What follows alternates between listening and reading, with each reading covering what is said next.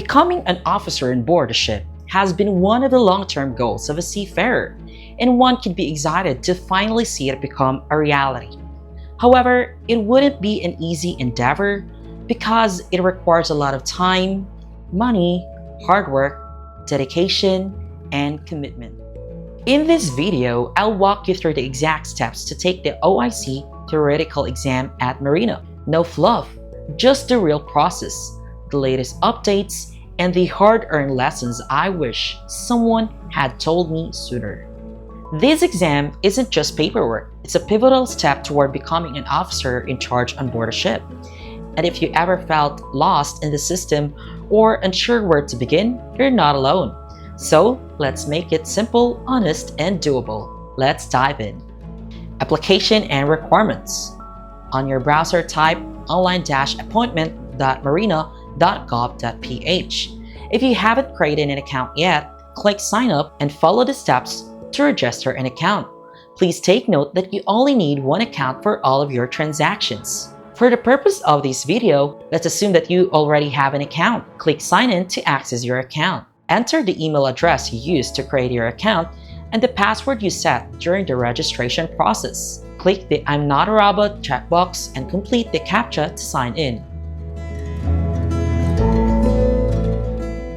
Once you have signed in, click Select Transactions. A pop-up will appear and select Examination section. Click Theoretical Exam. From the Select Document Type drop-down list, choose Deck Operational Level for aspiring deck officers and Engine Operational Level for aspiring engineers. Deck Operational Level. Qualifications. First-time applicant for the Deck Operational Level Theoretical Examination. Requirements. Approved seagoing service on ships of 500 gross tonnage or more for a period of not less than 12 months of structured onboard training such as deck cadet, deck trainee, apprentice mate, or other deck department training nomenclatures for certification as OIC and W, or not less than 36 months in the deck department. Second, transcript of records or TOR for Bachelor of Science in Marine Transportation BSMT graduate. Valid medical certificate in PEMI format, SIRB first page, and entries showing relevant seagoing service. 5. The applicant should have a valid certificate of proficiencies or COPs in basic training, survival craft and rescue boat, advanced firefighting, and medical first aid. Engine Operational Level. Qualifications. First-time applicant for the Engine Operational Level Theoretical Examination. Requirements. Transcript of records or TOR for Bachelor of Science in Marine Engineering or BSMRE graduate. Valid medical certificate in PEMI format.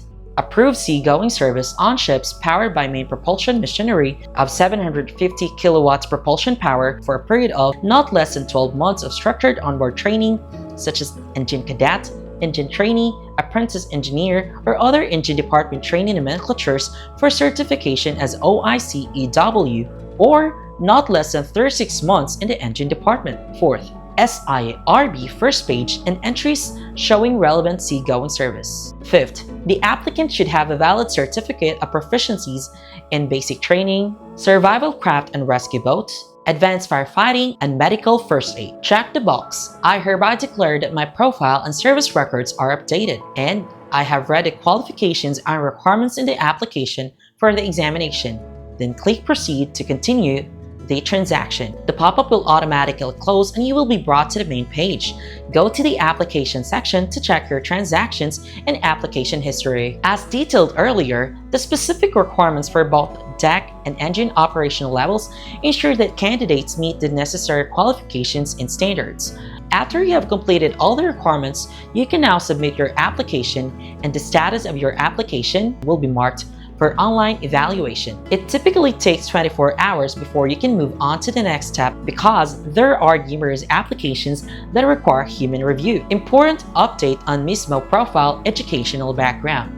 It should also be noted that starting June 1, 2024, the Maritime Industry Authority, or MARINA, will only recognize and accept educational information encoded directly by maritime higher education institutions, or MHEIs, into the MISMO system for the purpose of assessing competence and issuing STCW certificates. These apply specifically to applications for the theoretical examination at the deck and engine operational level. What this means: Seafarer applicants must ensure that their educational records are accurately encoded by their respective maritime higher education institutions. Information to be encoded in MISMO: degree or course, year started, first year study of the course, year graduated, special order number or resolution number, date issued, and issued by. That information should be encoded within 3 working days after the issuance of the special order. Applications submitted with incomplete or without MISMO encoded education data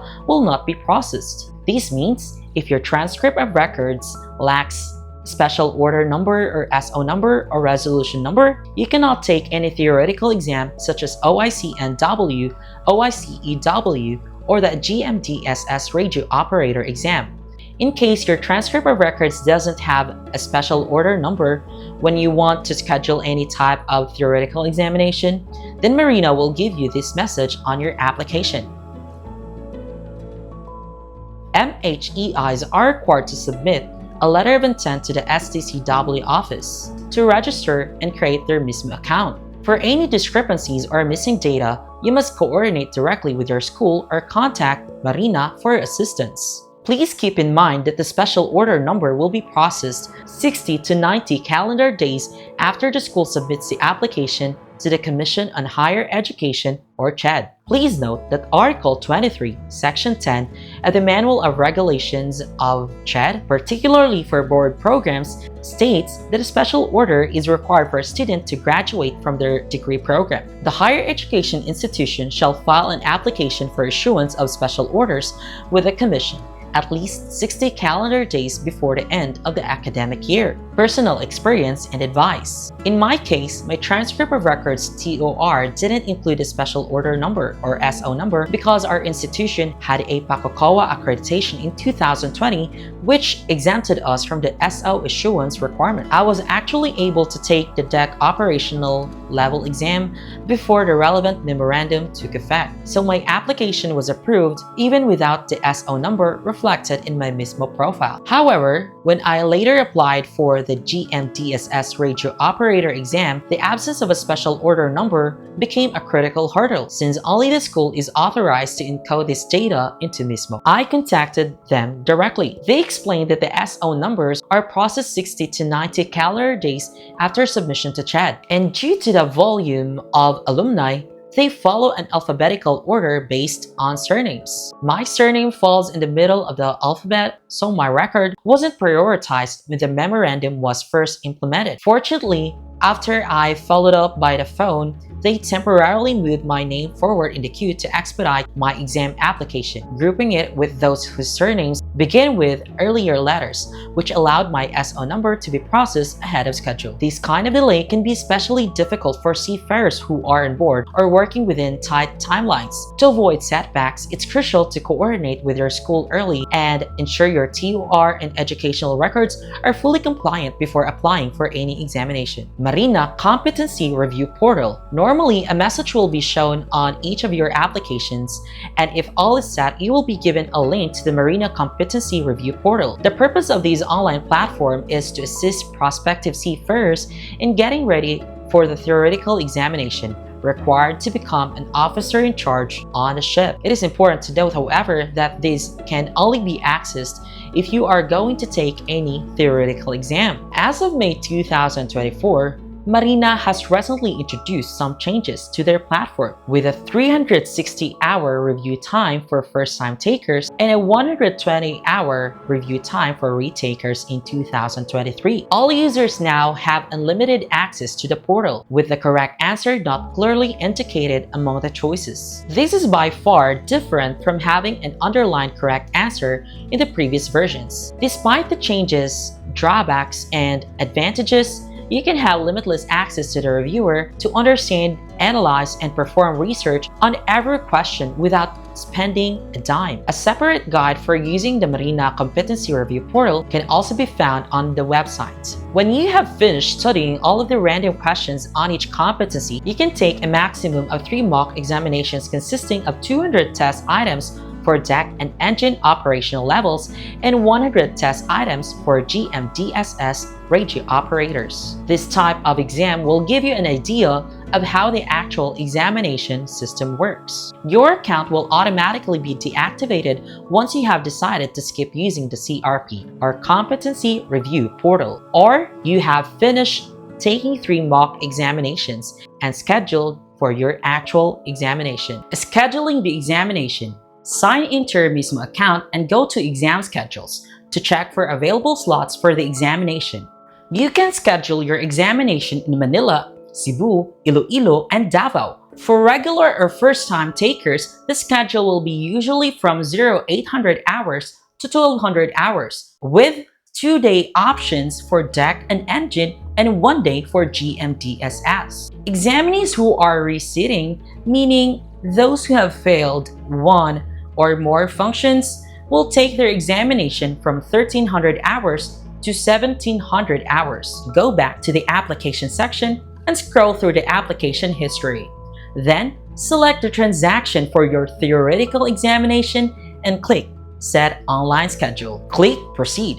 After making your desired schedule selection, you will then be routed to the payment page, where you can pay with an e-wallet, credit or debit card, or at a payment center near you. In addition to the service charge, you must pay 1,000 pesos to finish your transaction. After you have paid, your payment status is marked as released, and you have successfully set your schedule. Click Print Online Permit and save the PDF file on your device. Print the examination permit and read the general instructions for examinee. Here is an example of an examination permit for deck operational level examinees, showcasing the information and format typically included. Taking the OIC theoretical examination.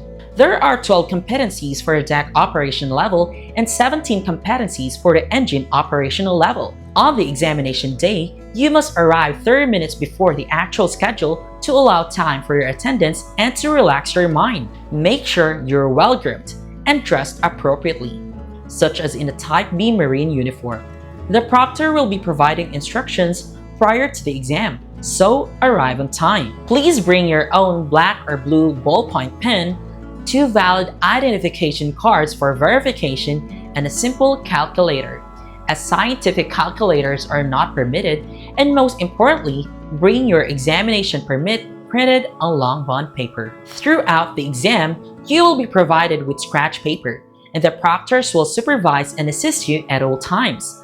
Because MARINA is adopting new technologies for the exam, you will take it on a desktop computer. A computer cubicle will be the barrier separating each examinee. All function exams must be taken in one sitting by you, the examinee or candidate. The full theoretical exam consists of 200 items to be completed in 200 minutes, and there will be some administrative delays that will occur in between. To pass a given function, you must receive at least 70% on each competency. If not, the following will take effect. A candidate who fails in a specific function shall be required to take a remedial assessment after 1 month but not to exceed 1 year from the date of the initial examination. A candidate who was not able to take the remedial assessment within the prescribed period shall be considered to have failed the remedial assessment. Thus, he may be allowed to take the removal assessment after 12 months but not to exceed 18 months from his or her initial examination. A candidate who fails the remedial assessment shall only be allowed to take a removal assessment after 1 month, but not to exceed 1 year from the date of the remedial assessment. A candidate who fails the removal assessment or was not able to take the said examination within the prescribed period shall only be allowed to retake the whole theoretical examination after 6 months from the last date of the candidate's removal assessment, or after 6 months from the date of the prescribed period to take the removal assessment, respectively. and a candidate who fails the retake shall only be allowed to take the examination again after 6 months from the date of the candidate's last examination. Whether you have passed all competencies and functions in the examination or failed some of them, the proctor will approach you and sign his or her initials on your examination permit. If you successfully pass, you will be asked to wait outside after all examinations are finished. You will be instructed that the certificate of passing the theoretical examination will appear on your MISMO account's assessment section after 1 working day. Also, make sure to use your past assessment of competence from your theoretical examination, as this will only be valid for 3 years from your initial exam. Otherwise, you will have to take both the theoretical and practical assessments as stated in STCW Circular 2018-08. In the event of missing the exam, your payment will be forfeited and you will need to apply for a rescheduled payment to secure a new examination date. If you fail one of the functions during the exam, you must apply for a resit with payment. However, you can seek a rescheduling and resit without paying if you fall into the following circumstances: force majeure before and during examination, death of an immediate member as evidenced by a death certificate, a medical condition accompanied by a medical certificate, or immediate deployment supported by the Certificate of Sea Service and SIRB or SRB. You may pause this video and read the general instructions for examinees.